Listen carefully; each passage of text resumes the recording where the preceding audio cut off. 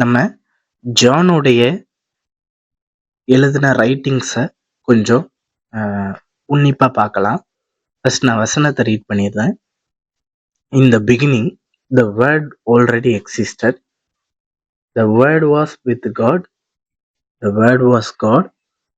He existed in the beginning with God. God created everything through him. Nothing was created except through him. The word gave life to everything that was created. His life brought light to everyone. The light shines in the darkness, and the darkness can never overcome it. First of all நான் ஒரு இன்ட்ரெஸ்டிங்கான ஒரு விஷயத்தை குறித்து சொல்கிறேன். எப்பவுமே ஒரு தொடக்கத்தை குறித்து எல்லா ரைட்டர்ஸுமே ஒரு கன்ஃபியூஷனில் இருப்பாங்க. ஸோ இப்போ உதாரணத்துக்கு மத்தேயு எடுத்துக்கிட்டோம்னா அவர் ஆப்ரஹாம்லேருந்து ஸ்டார்ட் பண்ணியிருப்பார். மார்க்கை எடுத்துக்கிட்டோம்னா அவர் யோவான் ஸ்தானகன்ல இருந்து தன்னோட சுவிசேஷத்தை ஸ்டார்ட் பண்ணியிருப்பார். லூக்கை எடுத்துக்கிட்டிங்கன்னா இன்னும் கொஞ்சம் பின்னாடி போய் ஆதாம்ல இருந்து ஸ்டார்ட் பண்ணியிருப்பார். பட் இங்க ஜானை எடுத்துக்கிட்டிங்கன்னா ஜான் கொஞ்சம் டிஃப்ரெண்ட். அவர் எவ்வளோ பின்னாடி போய் பார்த்தோம், இயேசு கிறிஸ்துவோடைய தொடக்கத்தை அவரால் கண்டுபிடிக்க முடியல. ஸோ இவர் என்ன பண்றாரு, நான் பியாண்ட் த லெவல் போய் ஒரு இயேசுவோட தொடக்கத்துல இருந்து ஆரம்பிக்கணும்னு சொல்லிட்டு இந்த பிகினிங் சொல்லி ஆரம்பிக்கிறார். ஸோ இப்போ இயேசுவோட தொடக்கம் இந்த பிகினிங்கா? நோ, அப்படி கிடையாது. நம்ம எவ்வளவுதான் இயேசு கிறிஸ்துவோட தொடக்கத்தை தேடி எவ்வளவு பின்னாடி போனாலும் இயேசு கிறிஸ்துவோட தொடக்கத்தை நம்ம கண்டுபிடிக்க முடியாது, எண்டையும் கண்டுபிடிக்க முடியாது. ஏன்னா வசனம் தெளிவா சொல்லுகிறது, நான் ஆல்பாவும் ஒமேகாவுமாய் இருக்கிறேன், ஆதியும் அந்தமுமாய் இருக்கிறேன். அவருக்கு தொடக்கமும் கிடையாது, முடிவும் கிடையாது. ஓகேவா? ஸோ நான் இப்போ ஒரு குட்டி ஸ்டோரியோட ஆரம்பிக்கிறேன். என்னன்னா, ஒரு ஆதி திருச்சபை காலத்துல ஆதி திருச்சபைக்குள்ள ஏற்பட்ட ஒரு குழப்பம். ஓகேவா?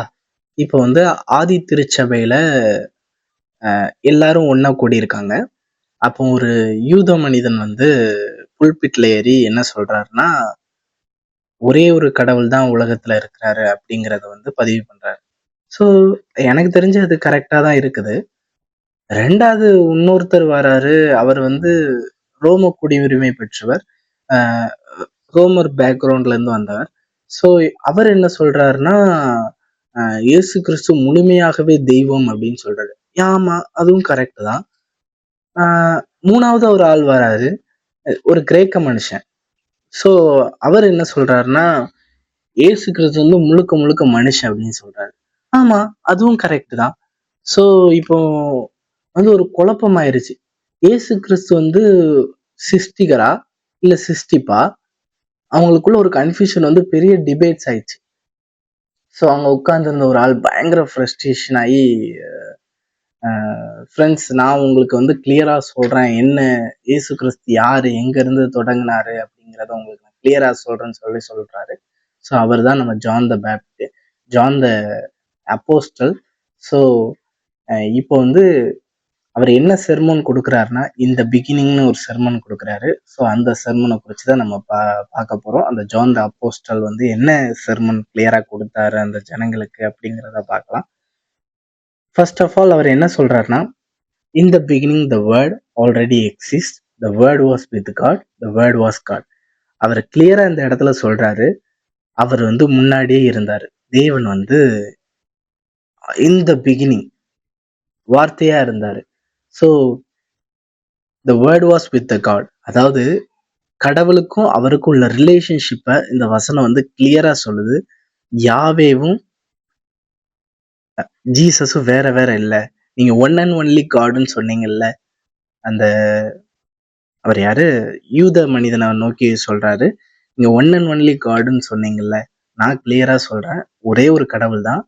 ஆனா யாவேவும் ஜீசஸும் வேற வேற இல்லை அப்படிங்கிறாங்க.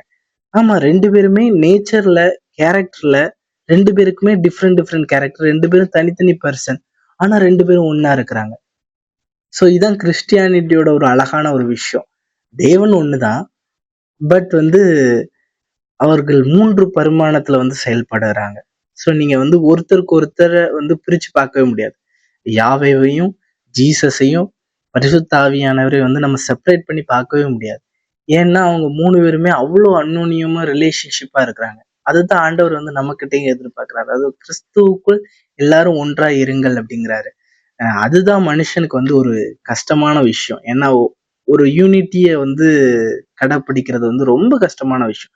மனுஷன கிரியேட் பண்ணும்போது அவர் அதான் சொன்னார். நமது சாயலின்படி நம்ம சிருஷ்டிப்போம். அதாவது வார்த்தையாகிய இயேசு கிறிஸ்துகிட்டயும், நம்மளை பலப்படுத்துகிற பரிசுத்த ஆவியானவர்கிட்டயும் அவர் வந்து டிஸ்கஸ் பண்றாரு. அங்க வந்து யூனிட்டி தெரியுது. அவர் எதுவும் தன்னிச்சையா முடிவு பண்றதில்ல. ஸோ 3 பேரும் ஒரு கம்பைனா டிஸ்கஸ் பண்ணி ஒரு கான்ஃபரன்ஸ் மீட்டிங் வச்சு ஹியூமன கிரியேட் பண்றாங்க. ஸோ ஹியூமன்ட்டயும் அதே நேச்சர் இருக்குன்னு எதிர்பார்க்குறாங்க. ஸோ அப்ப நம்ம வேற வேறயா இருக்கிறோம். அது நமக்கு ஒரு பெரிய அதுதான் மனுஷனுக்குள்ள ஒரு பெரிய டிஸ்அட்வான்டேஜ். பிசாசு வந்து நமக்குள்ள வந்து திணிக்கிற விஷயம் பிரிவினை தான். யூனிட்டி வந்து மனுஷன்கிட்ட ஒண்ணா இருக்கணும். எப்படி மூ 3 விதமான பர்சனும் ஒரே தேவனாய் காணப்படுகிறார்களோ, அதே மாரி நம்மளும் கிறிஸ்துவுக்குள் ஒரே சரீரமாய் காணப்பட வேண்டும். ஸோ யாவேவும் இயேசு கிறிஸ்துவும் வேற வேற கிடையாது. 2 பேரும் ஒண்ணுதான்.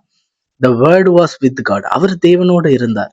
ஸோ வேர்ட் வாஸ் வித் காட்னா, ஸோ அதுதான் நான் எக்ஸ்பிளைன் பண்றேன். 2 பேரும் ஒரே மாரி இருந்தாரு. The word was God. அந்த வார்த்தை வந்து தேவனாவும் இருந்துச்சு. அந்த வார்த்தை வந்து கடவுளா செயல்படுது. அதாவது எப்படி சொல்றேன்னா, ஒரு மனுஷனையும் அவனுடைய வார்த்தையும் நம்ம வந்து செப்பரேட் பண்ணி பார்க்க முடியாது இல்லையா? அம் அந்த மனுஷனுடைய வார்த்தை அவன் வாயிலிருந்து புறப்படுகிறது. அவனும் வார்த்தையும் வேறு வேற கிடையாது. இயேசு கிறிஸ்து வந்து தேவனுடைய வார்த்தையா இருக்கிறார்.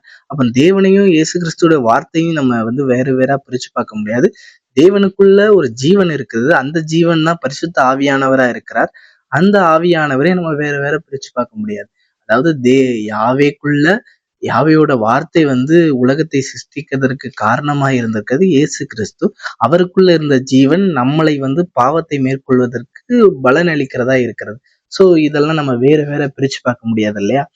அடுத்த வசனம் என்ன சொல்லுது? இவர் வந்து தேவனோட முன்பாகவே இருந்தாரு. ஆனா அந்த ஒரு தேவன் இருக்கும்போது அவருக்குள்ள வார்த்தைகளும் செயல்பட்டுக்கிட்டே தான் இருக்கும். சோ அவர் வந்து வார்த்தையோட ஐக்கியமாய் தான் இருப்பாரு. சோ தேவன் வந்து தனிமையானவர் கிடையாது. சிலவங்க சொல்றாங்க தேவன் வந்து தனியா இருந்தாரு. அதனால அவர் மனுஷனை சிருஷ்டிச்சு அவரோட ஐக்கியமா இருக்கணும். நோ, அப்படி கிடையாது. தேவன் வந்து அவர் வந்து மனுஷனை சிருஷ்டித்ததற்கு காரணமே எனக்குள்ள ஒரு ஐக்கியம் இருக்கு. எங்க 3 பேருக்குள்ள ஒரு அன்பு இருக்கு. பரிசுத்த ஆவியானவர், என்னுடைய வார்த்தையாகிய இயேசு கிறிஸ்து, அ சொல்லப்போனா என்னுடைய குமாரனாகிய இயேசு கிறிஸ்து, எங்களுக்குள்ள ஒரு நல்ல உடன்படிக்கை இருக்கு. எங்களுக்குள்ள லவ் இருக்கு. அவங்களுக்குள்ள ஒரு அன்பு இருக்கு. அத வந்து மத்தவங்களுக்கு ஷேர் பண்ணணும்னு நெனச்சாரு. அவர் தனிமையா இருந்து தன்னோட ரிலேஷன்ஷிப்காண்டி மனுஷன உண்டாக்கல. அதாவது அன்பு அவருக்குள்ள அதிகமா இருந்துச்சு. அந்த அன்ப வெளிப்படுத்துவதற்கு அ கூட கொஞ்சம் ஒரு கூட்டத்த சேர்க்கிறாரு. அதன் விளைவா தான் மனுஷங்க வந்து உண்டாக்கப்பட்டாரு. அவர் தனிமையா இருந்ததற்கு காரணமாக அவர் வந்து மனுஷன வந்து உண்டாக்கவில்லை. குமாரன், பரிசுத்த ஆவியானவர், யாவே. அவர் லவ்வ முன்னாடியே ரொம்ப எக்ஸ்பீரியன்ஸ் பண்ண ஆளு. ஏன்னா லவ்வுடைய பேஸ்மெண்ட்டே அவங்க 3 பேருக்குள்ள தான் இருக்கு. 3 பேரும் தனித்தனி நபர்களா செயல்படுகிறதே கிடையாது. 3 பேரும் ஒண்ணா இருக்கிறாங்க. ஒரே தெய்வமா இருக்கிறாங்க. யூதர் யூதர் சொன்னார்ல ஆதி திருச்சபை காலத்துல. சோ அது கரெக்ட் தான் சொல்றாரு. அப்ப இயேசு கிறிஸ்துவும் கடவுளா தான் இருக்காரு. அதுல எந்த குழப்பமும் வேண்டாங்கிறார். அடுத்தது, God created everything through him. Nothing was created except through him. எல்லாமே இயேசு கிறிஸ்துவுக்காக உண்டாக்கப்பட்டது. இயேசு கிறிஸ்து மூலமாய் உண்டாக்கப்பட்டது. ஒரு சின்ன ஒரு பாக்டீரியா கூட அவர் இல்லாம உண்டாக்கப்படவில்லை. சோ இது கிளியரா நமக்கு இண்டிகேட் பண்றதுன்னா, இயேசு கிரியேட்டட் பீயிங் இல்ல. அதாவது அவர் சிஸ்டிப் கிடையாது. ஓகேவா? சிலவங்க சொல்லுவாங்க வந்து இயேசு கிறிஸ்து வந்து மைக்கேல் ஆர்க் ஏஞ்சல், அவர் வந்து பூமிக்கு வந்தார். இந்த அந்த தியரி வந்து டோட்டலி ராங். ஓகேவா? அது வந்து தப்பு. ஏன்னா, அ எ வெளிப்படுத்தல் சுவிசேஷத்துல யோவான் ஸ்நானகன் வந்து ஏஞ்சல வந்து வொர்ஷிப் பண்ணுவாரு. ஸோ ஏஞ்சல் வந்து தடுக்கும். பட் நீங்க வந்து காஸ்பல்ஸ் நெறைய இடத்துல பார்த்தீங்கன்னா, நெறைய பேர் சுகம் பெற்றதுக்கு அப்புறம் இயேசு கிறிஸ்துவோட அற்புதத்த பார்த்ததுக்கு அப்புறம் அவங்க வந்து இயேசு கிறிஸ்துவ வந்து ஆராதிப்பாங்க. வொர்ஷிப் பண்ணுவாங்க. ஸோ இயேசு கிறிஸ்து அத தடை பண்ண மாட்டார். நம்ம கிளியரா இண்டிகேட் பண்ணுது. வொர்ஷிப்ப வந்து அக்செப்ட் பண்றது வந்து காட் மட்டும் தான் வொர்ஷிப்ப வந்து அக்செப்ட் பண்ணுவாரு. ஸோ ஜீசஸ் வந்து வொர்ஷிப் இந்த இடத்துல அக்செப்ட் பண்ணதுக்கு காரணம் என்னன்னா, அவர் வந்து ஃபுல்லி காட். நீ அந்த ரோம அதிகாரியை நோக்கி சொல்றாரு. ஆமா, நீங்க சொன்னது கரெக்ட் தான். இயேசு கிறிஸ்து வந்து முழுக்க தெய்வமாய் இருக்கிறார் அப்படின்னு சொல்லி கிளியரா இண்டிகேட் பண்றாரு. ஓகேவா? அஹ் ஏன்னா இயேசு கிறிஸ்து வந்து காட், நம்மள வந்து அவர் கிரியேட்டட் பீயிங் கிடையாது. ஓகேவா? ஸோ இந்த விஷயத்துல வந்து நம்ம வந்து ரொம்ப கேர்ஃபுல்லா இருக்கணும். ஸோ வந்து இது வந்து ஒரு ஹெரேசி. ஆதி திருச்சபை காலத்துல இருந்தே ஒரு மிகப்பெரிய ஹெரேசி இது. ஏன்னா இயேசு கிறிஸ்துவோடைய கிறிஸ்டியானிட்டிய பேஸ்மெண்ட்டை தான் ஆட்டணும்னா ஒரே விஷயம், 2 விஷயம் பண்ணணும். ஒண்ணு அவர் முழுக்க மனுஷங்கிறத நிரூபிக்கணும், இல்லைன்னா முழுக்க அவர் கடவுளுங்கிறத நிரூபிக்கணும். இது 2யுமே அவங்க வந்து ஹெரேசி பண்ற ஆளுங்க கிறிஸ்டியானிட்டியோட பேஸ்மெண்ட் கை வைக்க பார்ப்பாங்க. ஸோ நம்ம வந்து கிளியர் அண்ட் கட்டா இருக்கணும். இயேசு கிறிஸ்து முழுமையாக தெய்வமா இருக்கிறாரு, முழுமையாக மனுஷனா இருக்காரு. ஏன்னா அவங்க இது 2ல ஏதாவது ஒண்ண பிலீவ் பண்ணா கூட நமக்கு வந்து பேஸ்மெண்ட் வந்து டோட்டலா கட்டிடமே விழக்கூடிய சூழ்நிலை உண்டு. ஏன்னா கிறிஸ்டியானிட்டியே சிதறி போயிரும். அவர் முழுக்க தெய்வம்னாலும் கிறிஸ்டியானிட்டி சிதறி போயிரும், முழுக்க மனுஷன்னாலும் கிறிஸ்டியானிட்டி வந்து சிதறி போயிரும். ஸோ நம்ம வந்து பேலன்ஸ் வந்து கடைப்பிடிக்கிறவர்களா இருக்கணும். ஓகேவா? ஏன்னா தேவனுடைய 3 தலைகள், அதாவது யாவே, பரிசுத்த ஆவியானவர், இயேசு கிறிஸ்து. இதுல ஒருத்தர் வந்து மனிதன். ஸோ அது வந்து நமக்கு ஒரு பெரிய advantage. So he is a god and fully human being. So இதுல வந்து கேர்ஃபுல்லா நம்ம இருக்கணும். ஸோ அடுத்தது என்ன சொன்னா, the word give life to everything, the word that was created, the life brought light to everyone. So இங்க கிளியரா சொல்லுது, வார்த்தை வந்து லைஃப் ஆச்சு, everything was created, life brought light to everyone. அதாவது light எதை வந்து மீன் பண்ணுதுன்னா பரிசுத்தம், ரட்சிப்பு, இதெல்லாம் மீன் பண்ணுது. அப்போ லைட் அங்க வர்றதுக்கு காரணம் என்னன்னா, அங்க ஆல்ரெடி டார்க்னஸ் இருந்துச்சு. ஸோ அடுத்த வசனத்தை வாசிச்சலாம், light shines in the darkness can never overcome it. So அங்க இருள் இருந்துச்சு, பாவம் இருந்தது, மரணம் இருந்தது, தேவனை அறியாமை இருந்தது, ஆவிக்குரிய கண்கள் மறைக்கப்பட்டு இருந்தது. ஸோ அதை வந்து மீட்டெடுக்க தான் தேவன் வந்தார். அதாவது ஒரே மனித நிமித்தம், அதாவது பாவம் பூமியில் பிரவேசித்தது, அதாவது டிஸ்ஒபீடியன்ஸ் வந்து பூமியில பிரவேசித்தது, அதாவது கீழ்ப்படியாமை மூலமா பாவம் வருகிறது. ஓகேவா? ஸோ நம்ம இந்த இடத்துல பார்த்தோம்னா ஒரு சின்ன விஷயம் தானே, ஒரு மனுஷன் பண்ற சின்ன தப்புனால ஒரு பழத்தை சாப்பிட்டோம். ஒன்றும் இங்க வந்து காடோடைய கரெக்ட் ஆர்டரை வந்து நம்ம வந்து மீன் பண்றோம். அதாவது God is the God of order. So அவர் வந்து நேர்த்தியா எல்லாத்தையும் நம்ம செட் பண்ணிட்டு இருக்கும்போது, நம்ம ஆப்போசிட் டைரக்ஷன்ல போகும்போது மொத்த கிரியேஷனுமே கொலாப்ஸ் ஆயிருக்காங்க. ஸோ இது வந்து நம்ம வந்து ஒரு சின்ன மிஸ்டேக் தான் பார்ப்போம். God is the God of order. அவர் மனுஷனை பரிசுத்தமாகவும் நல்ல ஒரு அவரோட இமேஜ்ல நம்மளை உருவாக்கியிருக்காரு. ஸோ அவர் நேர்த்தியா எல்லாத்தையும் கொண்டு போயிட்டு இருக்காரு. மனுஷன் ஒரு சின்ன டேனிங் பண்ணனால மொத்த அந்த அலைவரிசையே மாறிடுச்சு.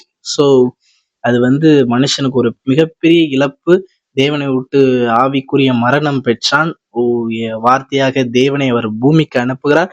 அந்த வார்த்தை வந்து மனுஷனுக்குள், அவருக்குள் ஜீவன் இருந்தது, அந்த ஜீவன் மனுஷனுக்கு ஜீவனை கொடுத்தது. ஜீவன் கொடுத்தது மட்டும் இல்லாம அவனுக்குள்ள அந்த மகிமையை பிரகாசிக்க பண்ணி அவன் அவன் வந்து மற்றவங்களுக்கும் வெளிச்சமாய் வந்து அமைகிறான். ஸோ அதைத்தான் இங்க வந்து கிளியரா சொல்லுது. டார்க்னஸ், இயேசு கிறிஸ்துவோட மகிமை வந்து சூரியனோட பெரிய மகிமை. வெளிச்சம் வந்து அந்த வெளிச்சம் வந்து இருட்டை வந்து புறம்பே தள்ளுகிறது. வெளிச்சம் நமக்குள்ள வரும்போது நமக்குள்ள இருக்கக்கூடிய கசப்பு, வெறுப்பு, பாவம், எல்லா விதமான காரியங்களும் அது வெளிச்சம் போட்டு காட்டுது. ஸோ அதுல இருந்து நம்ம மேற்கொண்டு வரணும். ஸோ நம்ம வந்து நம்ம ரட்சிக்கப்பட்டனால தைரியமா வெளிச்சத்துக்குள்ள போறோம். ஏன்னா நம்மளுடைய பாவம் வந்து எக்ஸ்போஸ் ஆகல, அது வந்து நமக்கு வந்து மாத்திக்கிறதுக்கு ஒரு சான்ஸ் கொடுக்குது. சில பேர் அந்த பாவத்தை விட்டு விட முடியாம இப்ப வெளிச்சத்துக்குள்ள வர பயப்படுறாங்க. ஏன்னா அவங்க பாவம் வந்து வெளிப்படையா வெளியே தெரிய ஆரம்பிச்சிடும். ஸோ அவங்க வந்து இருளிலே இருக்க ஆசைப்படுறாங்க. ஸோ இங்க light still shines never stopping. அதாவது அந்த light shines in the darkness அங்க வந்து ப்ரெசன்ட் டென்ஸ்ல கொடுத்துருக்கு. ஸோ வந்து அது வந்து ஷைன்ஸ் ஆயிட்டே இருக்கு.